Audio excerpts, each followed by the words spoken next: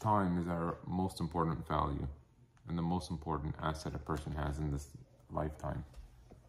But unfortunately, time is not really given too much attention, especially today with the advent of social media and with the AI and algorithms that constantly feed an individual his dopamine, serotonin, and whatever the chemicals the brain enjoys.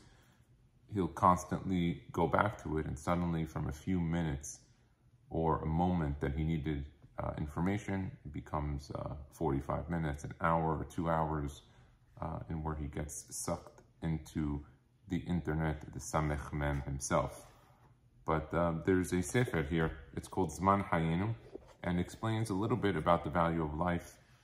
And now that we're counting Sefirat HaOmer, and each and every day is going by, where we count and we list our days, I think this could be a very, very interesting message. It says, there's a tremendous lesson. A person should only see his life a day to day.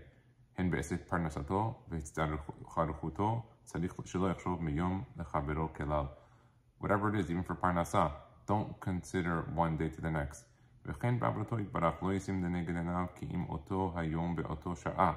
And even when you are observing and worshiping Hashem, learning Torah, or whatever it is that you're doing, put the focus into the time that you're doing. And happens to be, there's no more difficult thing than to be in the moment. It's actually the hardest thing to do. When you want to start worshiping the Borei Olam, you're going to think it's a tremendous burden. You're going to look and see all these Sfarim, all the Ma'amrot Hazal. You're going to look at all these laws. You're going to be like, this is impossible. This is just way too heavy. And you're going to quit before you start. It's just too heavy. But if you look at and you say to yourself, oh, I only have today, then it's not so heavy because you know it's just today. And you shouldn't push things over to say, tomorrow I'll begin. Abraham Lincoln famously said, the Havdil, that a person should never put off something that he can finish today. It was one of his famous quotes, not verbatim. Or a person shouldn't say, tomorrow I'll start praying with kavanah. Tomorrow I'm going to spend more effort. A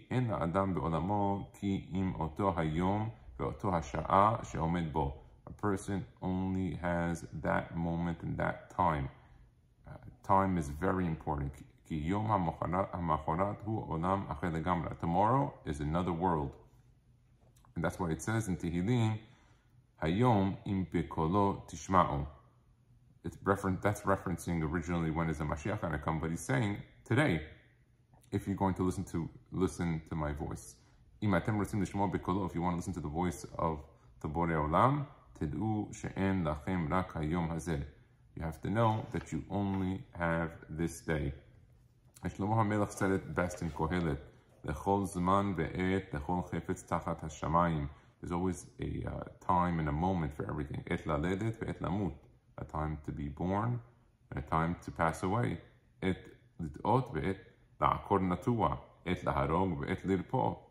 to kill, a time to heal, time to take things down, time to build, and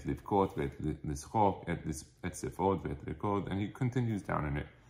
But I want to show you an interesting Mishnah. It's Masechet Eduyot, Perek Aleph, Mishnah Gimel. It says, Hillel Omer, Melohin Mayin She'uvim Posim et HaMikveh.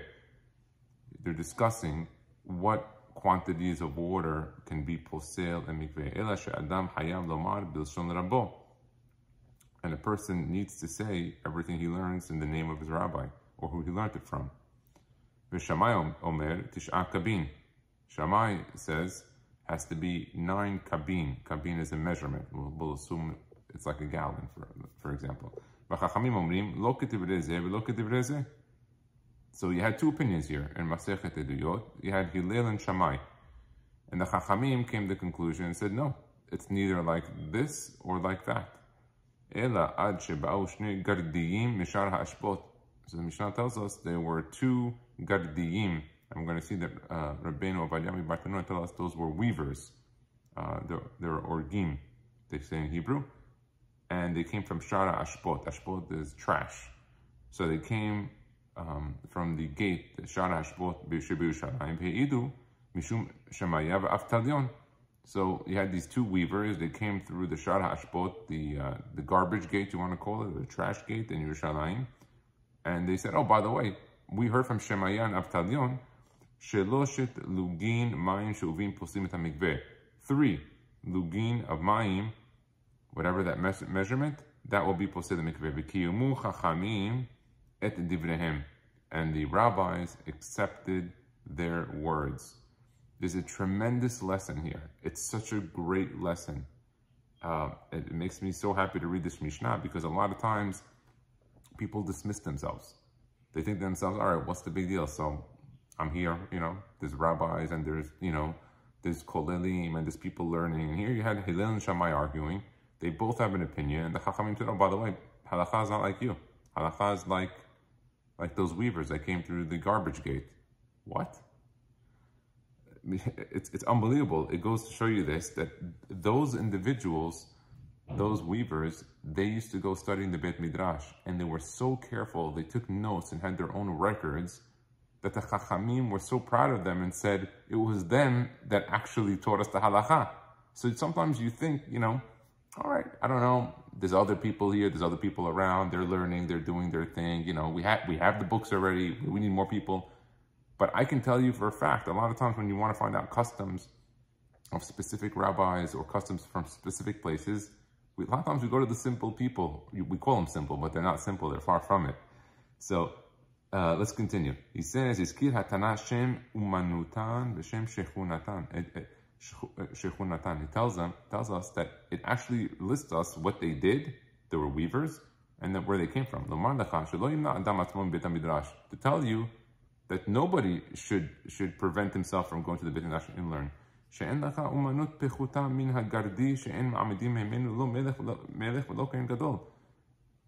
What he's saying here is that from a weaver, you're never going to get a Kohen Gadol, and you're never going to get a king.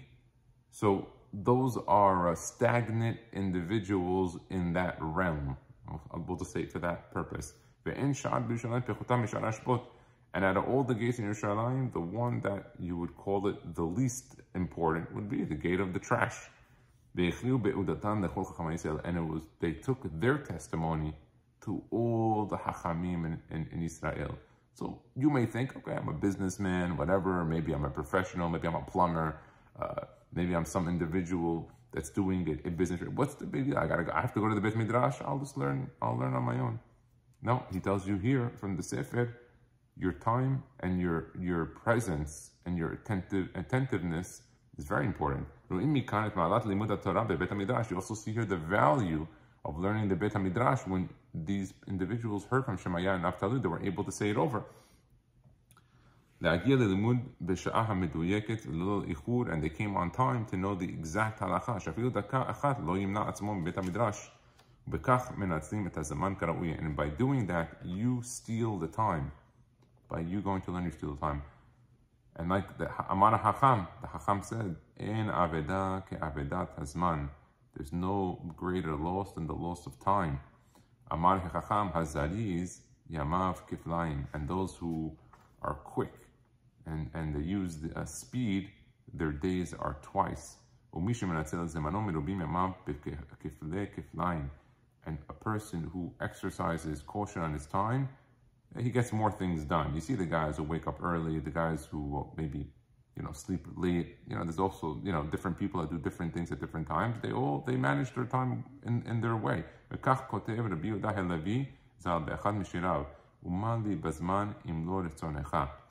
What is my time if it's not for you? There are things that are more valuable than money. Achayim, that's life. Health, life and time. כולם מכירים בכך. העולם מאורגן במאות אלפי ארגונים שנועדו לסייע להצלת חיים. עשרות אלפי בתי חולים מנוהלים. There are many different people that focus themselves on extending life.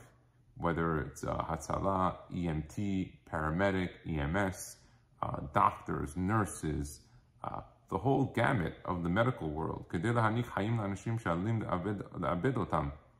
Their focus is just on extending time.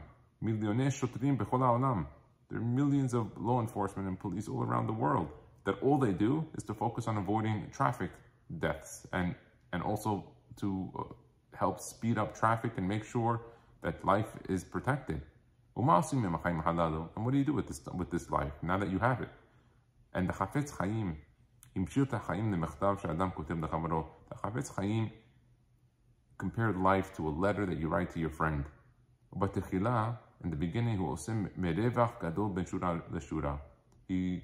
when he originally writes the letter, he'll make some lines, and he makes the lines a little bit larger. Maybe a college-spaced notebook where you see there the lines are a little bit wider. When he's coming to the end of the page, he realizes, wow, that double, spaced that he did on his letter, there's not enough space to write all the letter. And he's got a lot to write. He starts to write in smaller letters in order to write more. And this is just like it, the life of a person. Like the Chafetz Chaim tells us, but in the beginning, in the beginning, he's quick, he's in his youth, no problem, no time for anything else other than wasting it. Doesn't spend time on it, maybe not even the most of it. As he gets a little bit older, as he gets a little bit wiser, he realizes that time is his biggest gift and asset. And whoever is the wise man,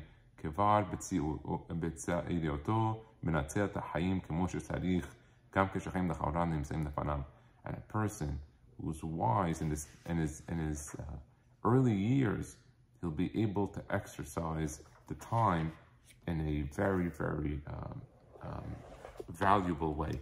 And I think this is a tremendous, tremendous lesson. We just left Pesach. In Pesach, the first mitzvah that the Borei Olam gives us is HaChodesh Hazeh Lachem Rosh Chodashim. I give you the holidays of Birkat HaLevana, being able to inaugurate the months, and then by inaugurating the months, the Chachamim, the rabbis, would determine the holidays.